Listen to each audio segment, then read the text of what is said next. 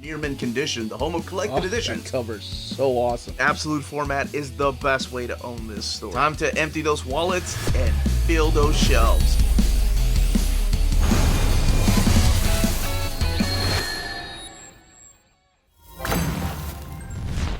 Happy Monday, all you minties. Uncanny Omar here from Near Mint Condition, the home of collected editions. And join me today for my advanced overview of the Death of Wolverine Omnibus from Marvel Comics. So let's go ahead and get started.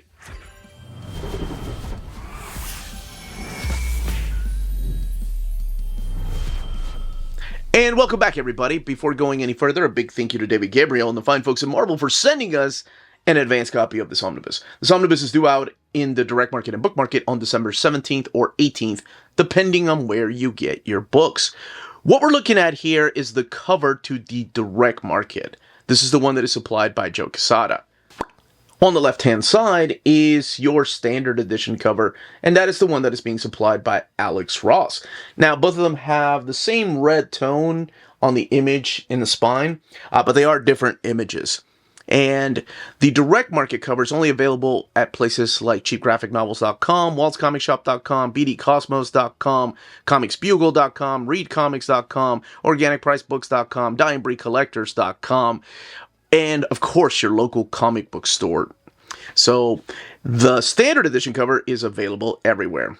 Everything else underneath the dust jacket is the same, so let's shift the focus back to this. I do love that both in the Alex Ross and in the Joe Quesada cover, you have the logo Death of Wolverine being covered, this time around by some adamantium lace skeletons.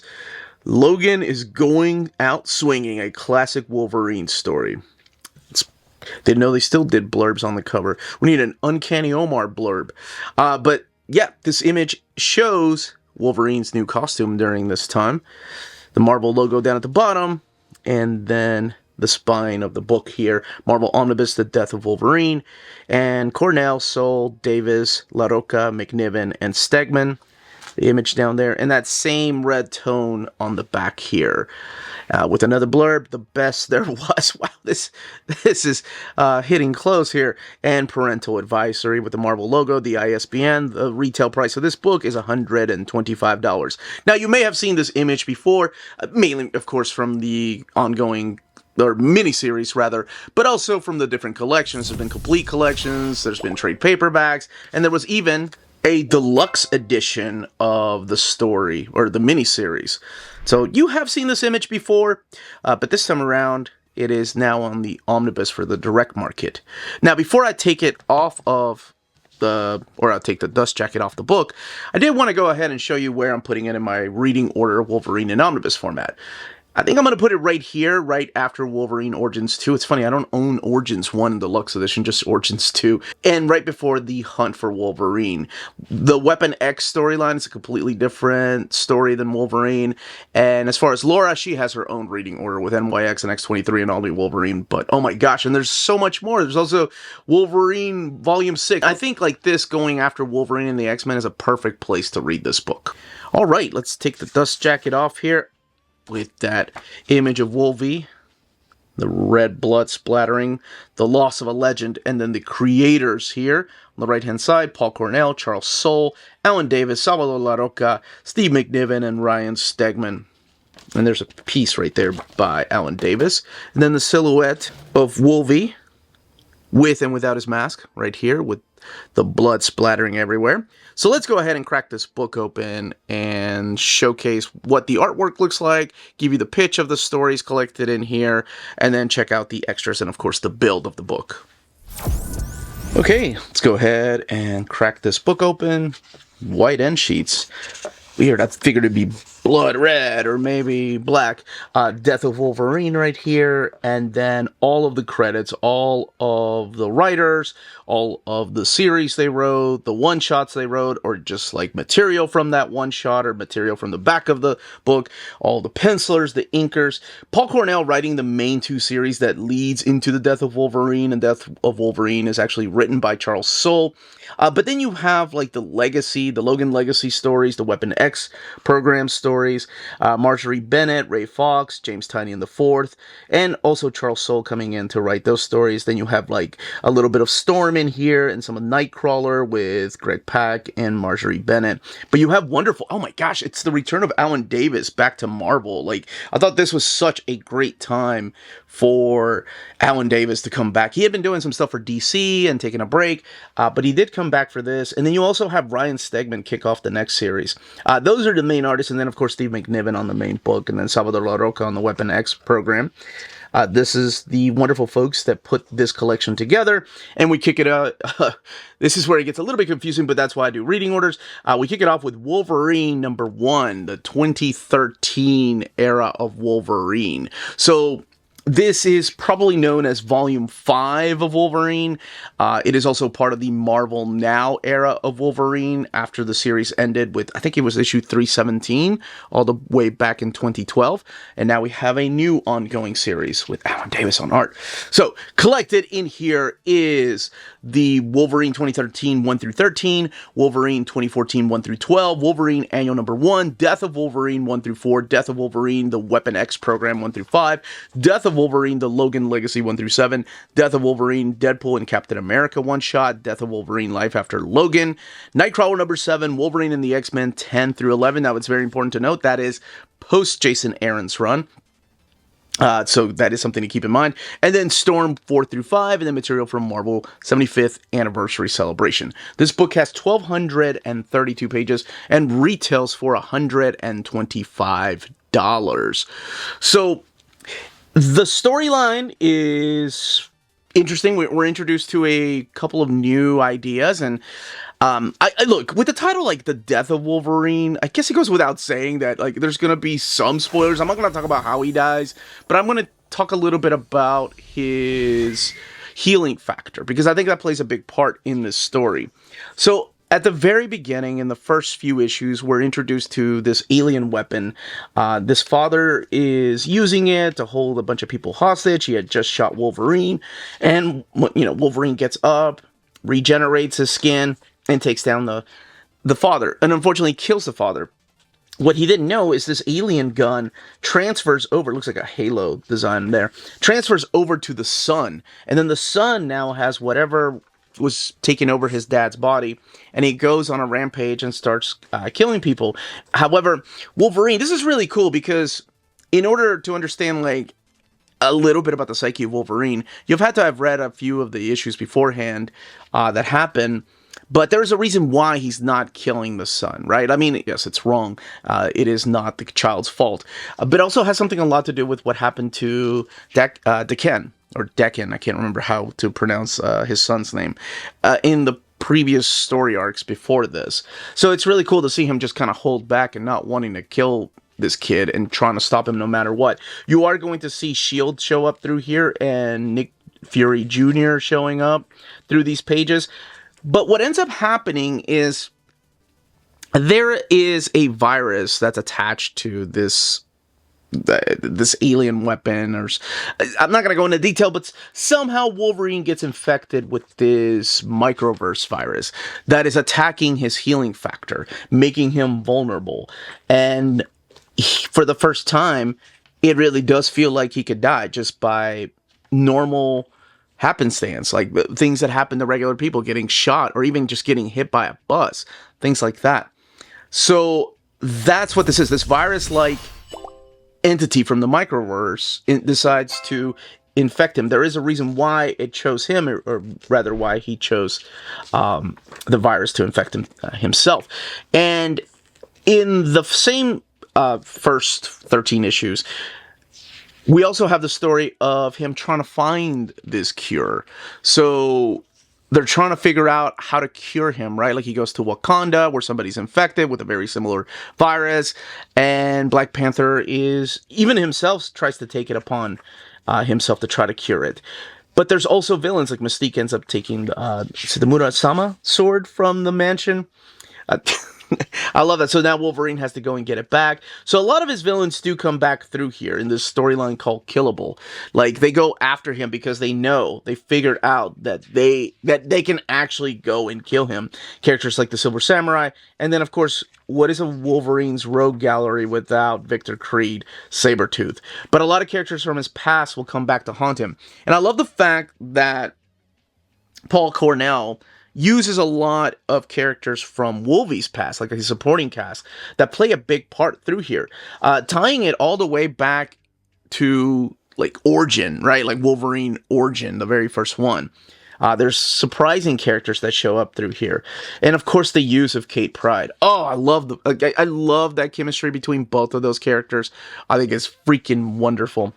The next story arc in here is the 2015 series of Wolverine, or what is known as the 2014 series, volume 6.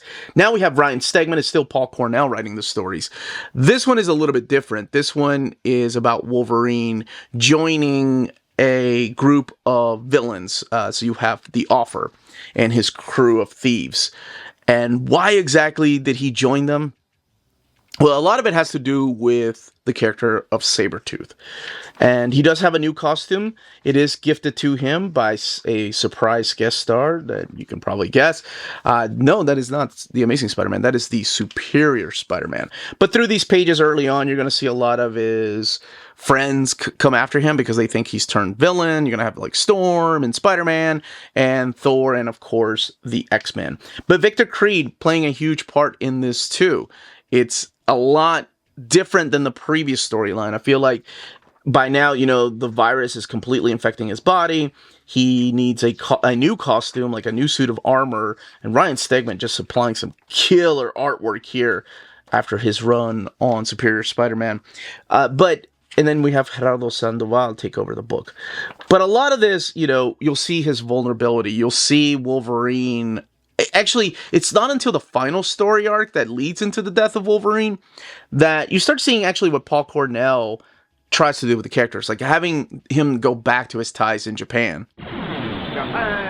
There's a storyline called 3 Months to Die, and I think it's like a great exploration of the psychological side of Wolverine and what makes him tick. And I think Paul Cornell really understood the character.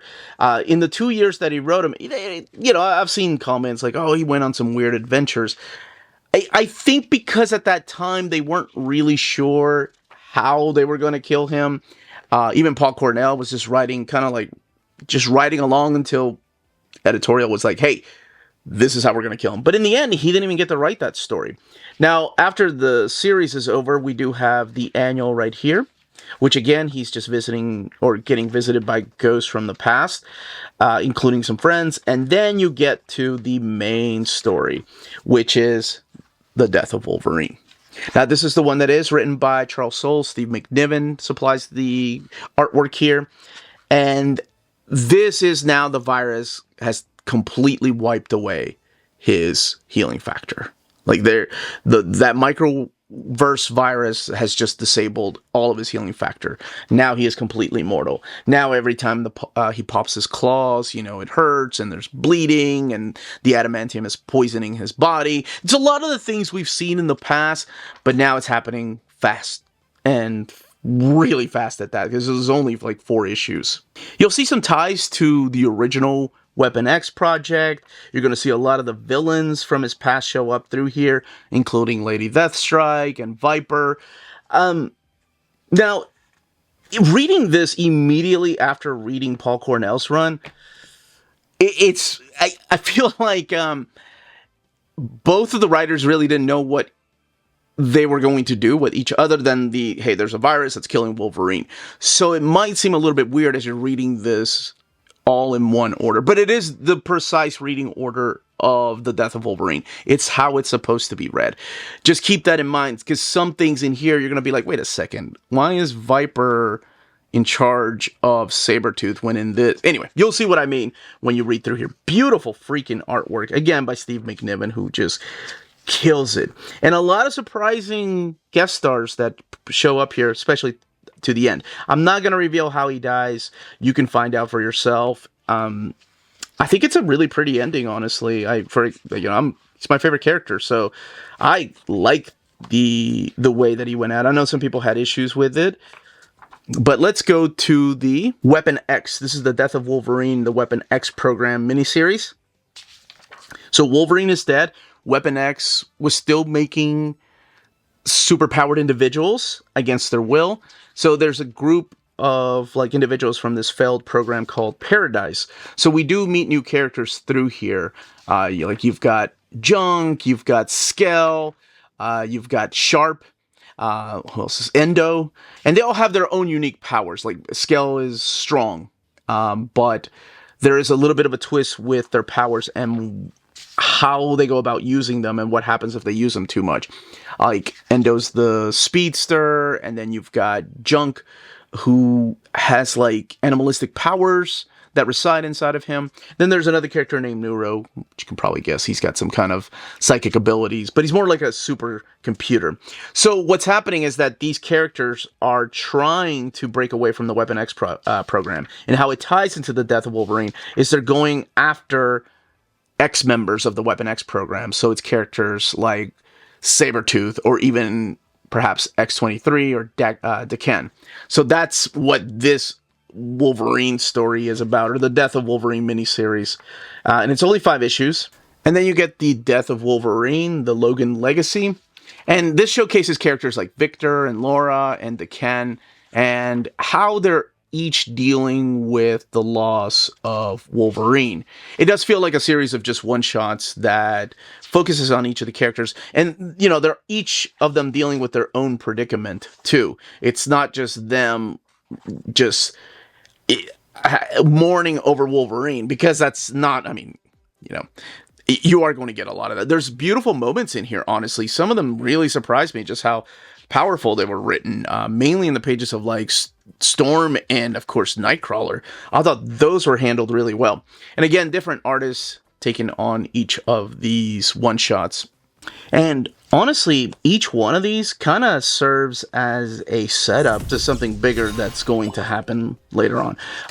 I think this is one of the most touching issues, and that is the Captain America and Deadpool. But it's the old man Captain America. This is with Jerry Duggan and Scott Collins. I think they did an amazing job of handling the mourning process, like how each of them handle it differently. And I thought it was a funny yet beautiful story. It had a lot of heart. Now we start seeing how other X-Men characters are handling the death of Wolverine.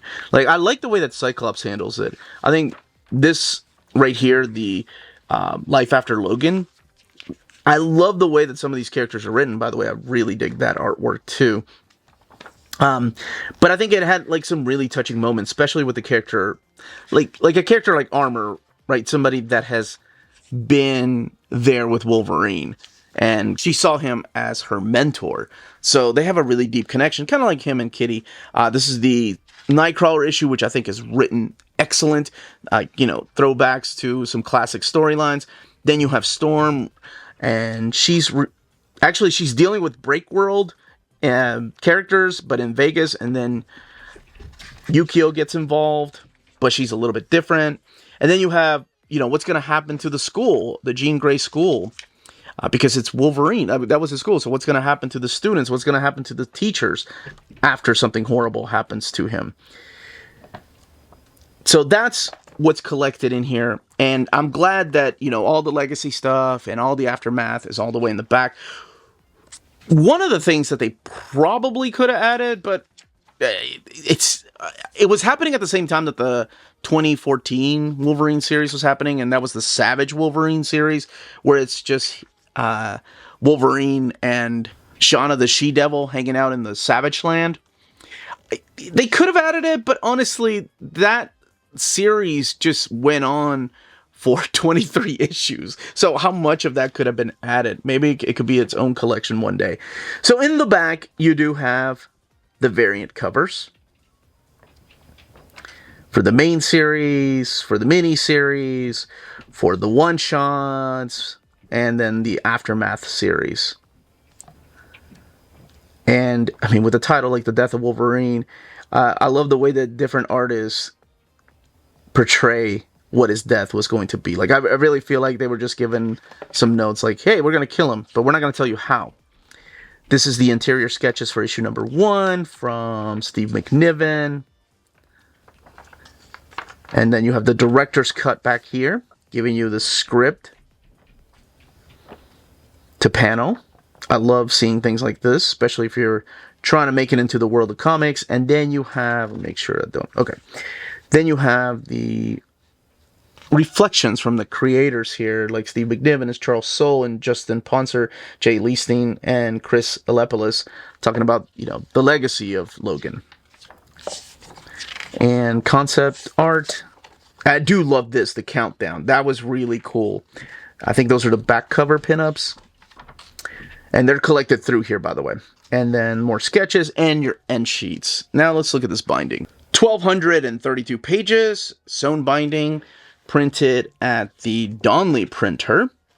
There's very little bleed through happening through here. You can just see here the minimal bleed through, but it's mainly through, of course, the white pages. The covers are done like this with a frame around them with that red or the blood red on white frame, and it's done throughout the whole book. Now, one of the things I wanted to do really quick is go back to the miniseries, kind of compare the deluxe hardcover. This one was printed, I think, in Wyoming, to the Omnibus. And honestly, the deluxe hardcover has thinner glossy paper than this.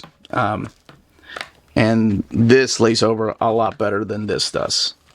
But I wanted to do a quick comparison on the colors here. I love all the people that are trying to help Wolvie just because he's been a huge part of the Marvel Universe.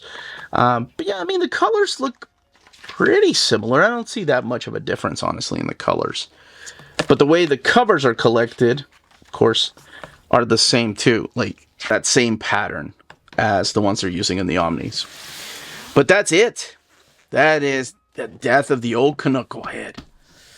Let's go, bub. One more time. Until the next time. Honestly, after this Wolverine series in here, the next ongoing Wolverine series doesn't happen into the Krakoa era with Benjamin Percy. But that, as they say, is that.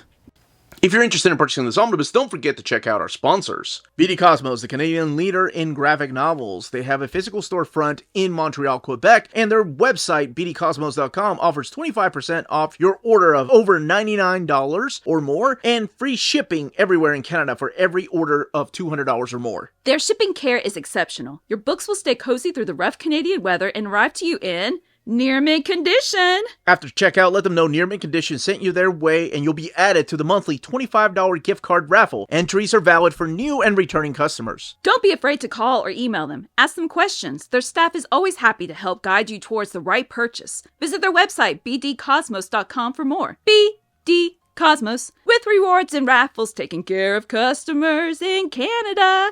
Eh? CheapGraphicNovels.com, your online home for graphic novels and collected editions up to 50% off cover price. They have excellent shipping and prompt and helpful service. Check out their bargain deals for up to 90% off cover price. And don't forget that CGN also takes pre-orders. That way you don't miss out on the hottest releases. And they are currently running a special promotion for you Minties. If you're a first-time customer, after receiving your order confirmation email, reply back to that email and let them know Near Mint Condition sent you their way. They will then apply a free shipping promotional credit to your next order in the US. Cheap Graphic Novels, your source for the hottest books with the kind of deep discount, quality shipping, and customer service that will keep you coming back for more. And that was the content, the page count, and build of this omnibus. Let me know in the comments down below if you are adding this to your Wolverine library. And just out of curiosity, where do you stop? I've seen people like say things like, I'm stopping at Larry Hama, there's nothing that comes afterwards, I'm going to go all the way through. Man, more power to you all, that's what's up. Or, you know, just with Logan, you're not going to collect any of the Laura stories, but you're missing out because there's some great all-new Wolverine stuff. Anyway, leave those comments down below, questions down below. Don't forget to smash that like button, subscribe, and ring that bell for notifications. Everybody stay healthy and safe out there. Much love.